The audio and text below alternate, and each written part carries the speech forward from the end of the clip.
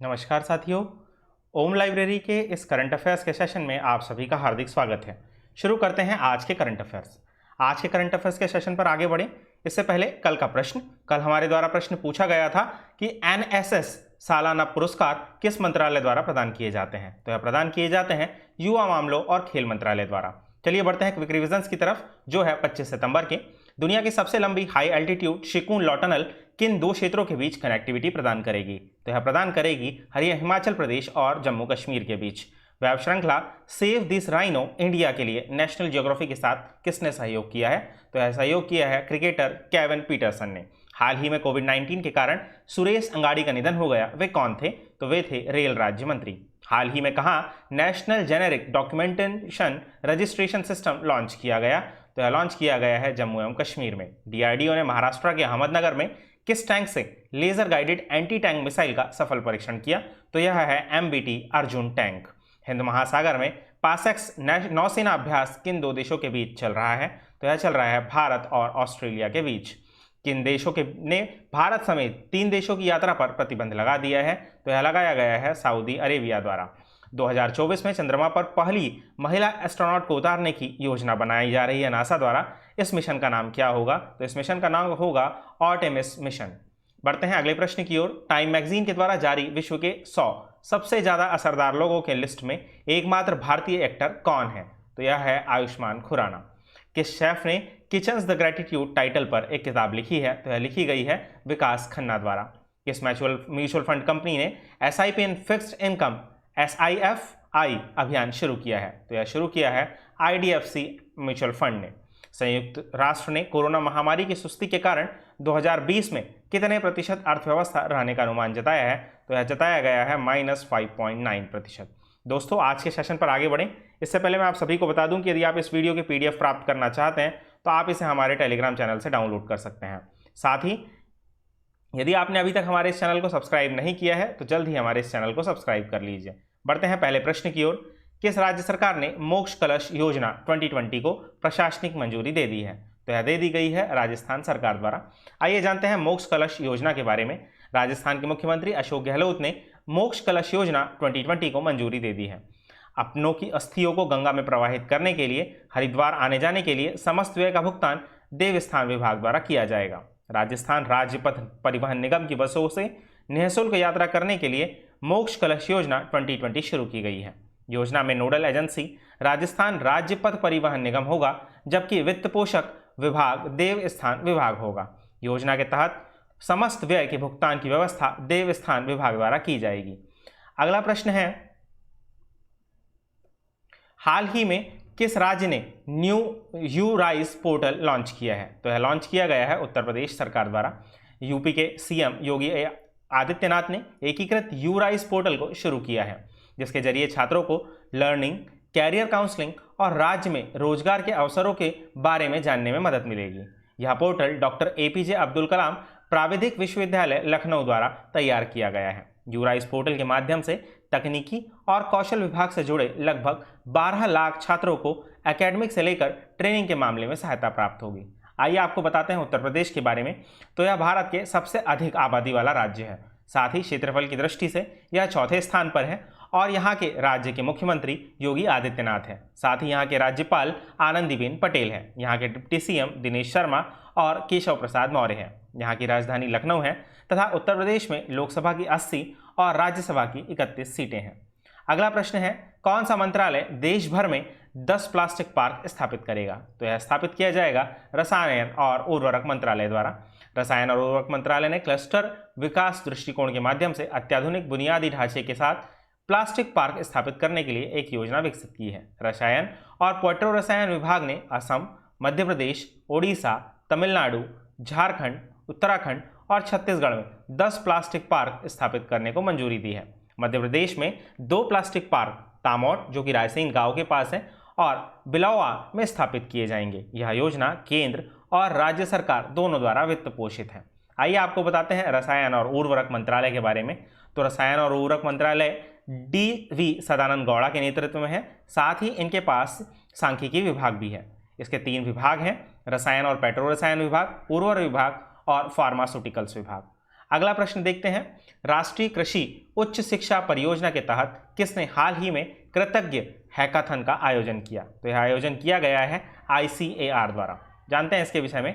ICAR यानी भारतीय कृषि अनुसंधान परिषद ने हाल ही में महिलाओं के अनुकूल उपकरणों के विकास पर विशेष जोर देने के साथ साथ कृषि क्षेत्र में मशीनीकरण को बढ़ावा देने के लिए प्रौद्योगिकी समाधान को बढ़ावा देते हुए राष्ट्रीय कृषि उच्च शिक्षा परियोजना के तहत कृतज्ञ हैकाथन का आयोजन किया, जिसमें विश्वविद्यालय और संस्थान के छात्र संकाय समूह बनाकर प्रतियोगिता के रूप में भाग लेने के लिए आवेदन कर सकते हैं। अगला प्रश्न है, प्रधानमंत्री नरेंद्र मोदी ने फिट इंडिया मुहिम की कौन सी वर्षगांठ पर फिट इंडिया एज उपयुक्त फिटनेस प्रोटोकॉल लॉन्च किया है? तो यह पहली वर्षगांठ थी फिट इंडिया मूवमेंट की। प्रधानमंत्री नरेंद्र मोदी ने फिट इंडिया मुहिम की पहली वर्षगांठ पर फिट इंडिया एज उपयुक्त फिटनेस प्रोटोकॉल लॉन्च किया है। इस वर्षगांठ पर मोदी जी ने फिटनेस इन्फ्लुएंसर्स और लोगों से संवाद किया। संवाद के दौरान विराट कोहली, मिलिंद सोमन, अशंफा, आशिक समेत कई हस्तियां शामिल थीं। अगला प्रश्न है, किस मंत्रालय के तहत देश भर के ब्लॉक स्तर के समूहों में के विकास के लिए राष्ट्रीय हथकरघा विकास कार्यक्रम लागू किया जा रहा है? तो यह लागू किया जाएगा कपड़ा मंत्रालय द्वारा। केंद्रीय कपड़ा मंत्रालय आंध्र प्रदेश और तेलंगाना समेत पूरे देश में ब्लॉक स्तर के समूहों के लिए विकास के लिए राष्ट्रीय हथकरघा विकास कार्यक्रम लागू कर रहा है। ब्लॉक स्तर के क्लस्टर राज्य सरकार से प्राप्त व्यवहार्य प्रस्तावों के आधार पर स्वीकृत किए जाते हैं। अगला प्रश्न है, हाल ही में किस देश के तट के किनारे सैकड़ों व्हेल मारी पाई गई है? तो यह पाई गई है ऑस्ट्रेलिया में। जानते हैं इसके बारे में। ऑस्ट्रेलिया की सबसे बड़ी जन असहाय घटना में तस्मानिया के तट के किनारे सैकड़ों व्हेल मारी गई है। आप सभी को मैप में तस्मानिया की लोकेशन देखनी चाहिए, जिसे मैं आपको आगे बताऊंगा। व्हेल अकेले या समूह में दुनिया भर के समुद्र तटों पर खुद को फंसाए हुए हैं। विशेषज्ञों के अनुसार ये पायलट व्हेल्स मिलनसार प्रजातियां हैं तथा यहाँ तक कि अगर समूह में एक उथले पानी की ओर भटकता है तो अन्य भी पालन करेंगे और उनके फंसने होने के कारण बढ़ सकते हैं। पायलट व्हेल के खतरे को नहीं माना जाता। आइए आपको बताते हैं तस्मानिया के बारे में।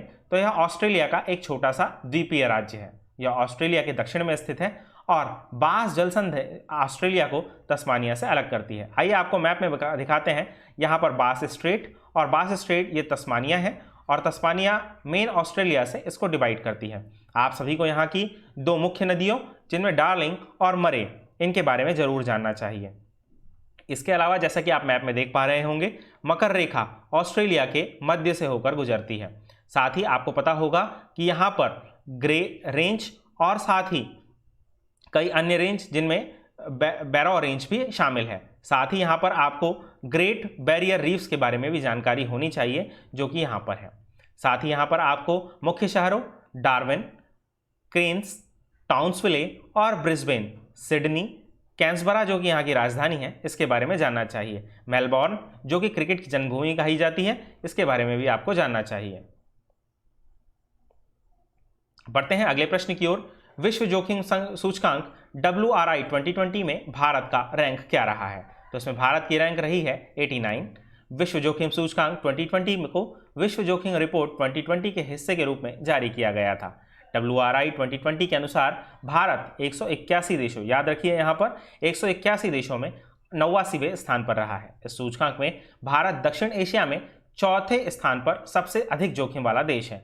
इस सूचकांक के अनुसार श्रीलंका, भूटान और मालदीव अत्यधिक आपदाओं का सामना करने के लिए भारत की तुलना में अधिक सक्षम है। इस सूचकांक में 52.73 से ऊपर के स्कोर वाले देश अत्यधिक प्राकृतिक आपदाओं के अनुकूल अपनी क्षमताओं में बहुत खराब थे। महाद्वीपों में ओशिनिया सबसे अधिक जोखिम में है।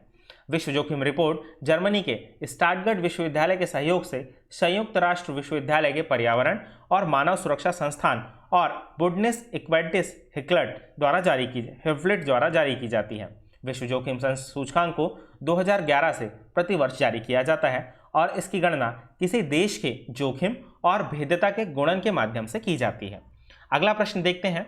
Responsible AI for social empowerment, जिसे राइस कहा गया है, 2020 आर्टिफिशियल इंटेलिजेंस पर एक मेगा वर्चुअल समिट कब आयोजित किया जाएगा? तो यह आयोजित की जाएगी 5 से 9 अक्टूबर के बीच में।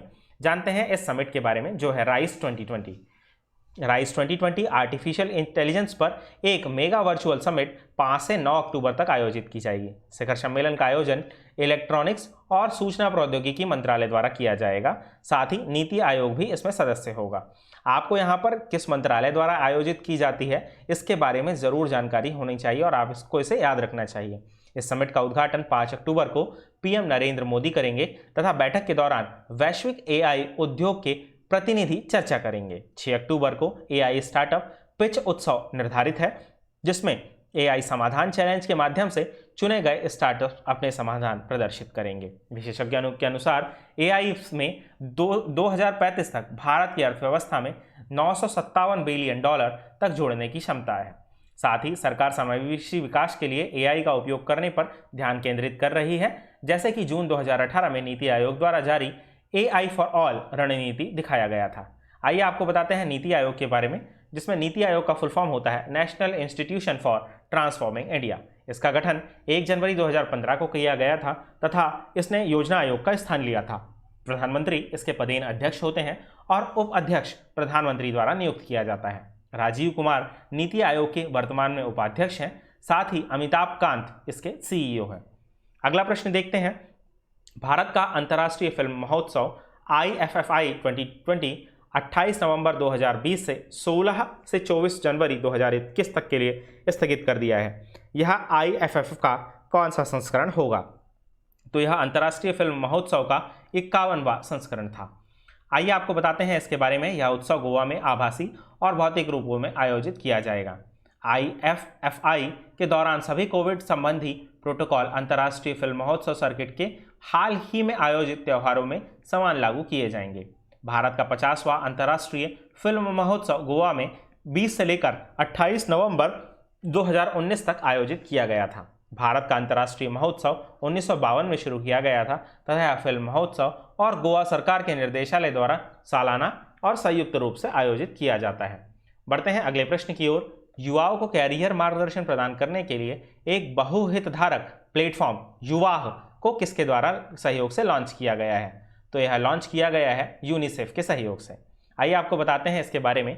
भारत सरकार के युवा मामलों और खेल मंत्रालय और संयुक्त राष्ट्र बाल कोष, जिसे यूनिसेफ कहा जाता है, ने भारत में वैश्विक मल्टी स्टेक होल्डर प्लेटफॉर्म युवा जनरेशन अनलिमिटेड की स्थापना करने के लिए स्टेटमेंट ऑफ इंटेंट पर हस्ताक्षर किए हैं। युवा उद्यमियों के बीच उद्यमशीलता को बढ़ावा देने के लिए उद्यमिता कक्षाएं ऑनलाइन या ऑफलाइन आयोजित करा के युवाओं को प्रोत्साहित करना इसका उद्देश्य है। साथ ही यह आत्मनिर्भर भारत अभियान में योगदान देगा। आइए आपको बताते हैं यूनिसेफ के बारे में। तो आप सभी को पता होगा कि यह 1946 में स्थापित किया गया था तथा यह संयुक्त राष्ट्र का एक विशेष कार्यक्रम है जो बच्चों के स्वास्थ्य, शिक्षा, पोषण और सामान्य कल्याण में सुधार के लिए राष्ट्रीय प्रयासों को सहायता प्रदान करने के लिए समर्पित है। अगला प्रश्न देख लेते हैं।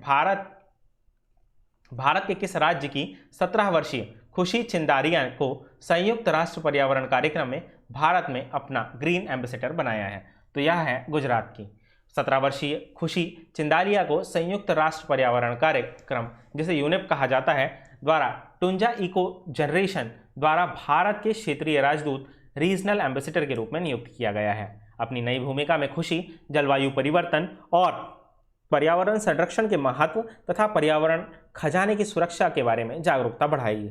वह फरवरी 2021 तक विभिन्न पर्यावरण जागरूकता कार्यक्रमों पर टैग के साथ काम करेगी। आइए आपको बताते हैं यूनेप के बारे में। तो यूनेप का मुख्यालय नैरोबी कीनिया में है। यूनेप के अध्यक्ष इंगर एडरसन है और इसकी स्थापना 5 जून 1972 को की गई थी। बढ़ते हैं अगले प्रश्न की ओर। ऑस्ट्रेलिया के किस पूर्व क्रिकेटर और मशहूर टीवी कमेंट्रेटर का हाल ही में निधन हो गया? तो इनका नाम था डीन जोन्स। आइए आपको बता देते हैं डीन जोन्स के बारे में। तो ये ऑस्ट्रेलियाई क्रिकेटर हैं और प्रसिद्ध कमेंट्रेटर हैं। साथ ही इन्होंने अपनी शुरुआत 1984 में वेस्टइंडीज़ के एक टेस्ट मैच में ऑस्ट्रेलिया के लिए की थी। उन्होंने अपने कमेंट्री में जाने से पहले 1984 से 1994 के बीच ऑस्ट्रेलिया के लिए 52 टेस्ट और 164 वनडे खेले हैं। उन्होंने लगभग 9,500 अंतर्राष्ट्रीय रन भी बनाए हैं। अगला प्रश्न है, पूर्व परमाणु ऊर्जा आयोग के अध्यक्ष का क्या नाम है जिनका हाल ही में निधन हो गया है? तो ये हैं डॉक्टर शेखर बसु। डॉक्टर शेखर बसु का कोविड-19 के कारण निधन हो गया है तथा उन्होंने भारत सरकार के सचिव, परमाणु ऊर्जा विभाग और निर्देशक भाभा परमाणु अनुसंधान केंद्र के रूप में कार्य किया है। उन्होंने परमाणु पनडुब्बी कार्यक्रम के परियोजना निर्देशक के रूप में और बार्क के परमाणु रिसाइकलर बोर्ड के मुख्य कार्यकारी के रूप में भी काम किया है। उन्होंने 10 PHWRS और PWR के लिए सरकारी स्वीकृति प्राप्त करने में महत्वपूर्ण भूमिका निभाई थी। हाल ही में समाचार पत्रों में देखा गया पर्यावरण प्रदूषण नियंत्रण प्राधिकरण, जिसे IPCA कहा जाता है, किस प्रकार का सरकारी निकाय है? तो यह एक कानूनी निकाय है। आइए आपको बताते हैं EPCA के बारे में, जो है पर्यावरण प्रदूषण नियंत्रण प्राधिकरण, जो उच्चतम न्यायालय के आदेशानुसार अधिसूचित एक निकाय है, जो राष्ट्रीय राजधानी क्षेत्र के लिए पर्यावरण संरक्षण अधिनियम 1986 की धारा 3 के तहत गठित किया गया है। EPCA में हाल ही में हरियाणा और पंजाब के मुख्य सचिवों को पत्र लिखकर फसल अवशेषों को जल्द जलाने पर चिंता जताई है। EPCA के कार्य आपको बता दें तो इसने एक्शन सू मोटो या उठाए गए शिकायतों के आधार पर कार्रवाई करने की शक्ति है। यातायात नियोजन और प्रबंधन के लिए मॉनिटर और कार्रवाई का समन्वयन यह करता है। साथ ही वाहनों के प्रदूषण को नियंत्रित करने के लिए भी यह आवश्यक कदम उठाता है। अगला प्रश्न देखते हैं। हाल ही में समाचार पत्रों में देखा गया नेट न्यूट्रिलिटी शब्द का प्रयोग निम्न में से किसके संदर्भ में किया जाता है? तो आपको यहाँ पर यह टर्म याद रखनी होगी, नेट न्यूट्रिलिटी। तो इसका सही उत्तर होगा, यह यूज किया जाता है उपभोक्ताओं के लिए इंटरनेट का समान व्यवहार। सभी यूजर्स को social media, email, voice call, online shopping और यूट्यूब वीडियो जैसे सुविधाओं का इस्तेमाल करने के लिए इंटरनेट की एक समान स्पीड और एक्सेस उपलब्ध कराना, यही नेट न्यूट्रिलिटी है। इंटरनेट सर्विस प्रोवाइडर के नेटवर्क पर सभी ऑनलाइन कंटेंट को समान अधिकार मिलता है। साथ ही इंटरनेट सर्विस प्रोवाइडर किसी खास वेबसाइट को धीमा या तेज नहीं कर सकते, अर्थात ऐसा नहीं हो सकता कि कोई एक वेबसाइट जल्दी खुल जाए और दूसरी वेबसाइट देरी से खुले। सभी यूजर्स के पास समान पैकेट में डाटा भेजा जाता है। दोस्तों, इस प्रकार हमारे आज के करंट अफेयर्स का सेशन समाप्त होता है। आप सभी के लिए आज का प्रश्न, किस वर्ष सरकार ने 25 सितंबर को अंत्योदय दिवस घोषित किया था? आप सभी को अपने उत्तर कमेंट बॉक्स में देने हैं। आई होप कि आप सभी को हमारा आज का सेशन पसंद आया होगा। यदि आप सभी को हमारा आज का सेशन पसंद आया है तो हमारे इस चैनल को सब्सक्राइब करें, लाइक कीजिए एवं अपने दोस्तों के साथ शेयर कीजिए। साथ ही यदि आप इस वीडियो की PDF प्राप्त करना चाहते हैं तो आप इसे हमारे टेलीग्राम चैनल से डाउनलोड कर सकते हैं। धन्यवाद।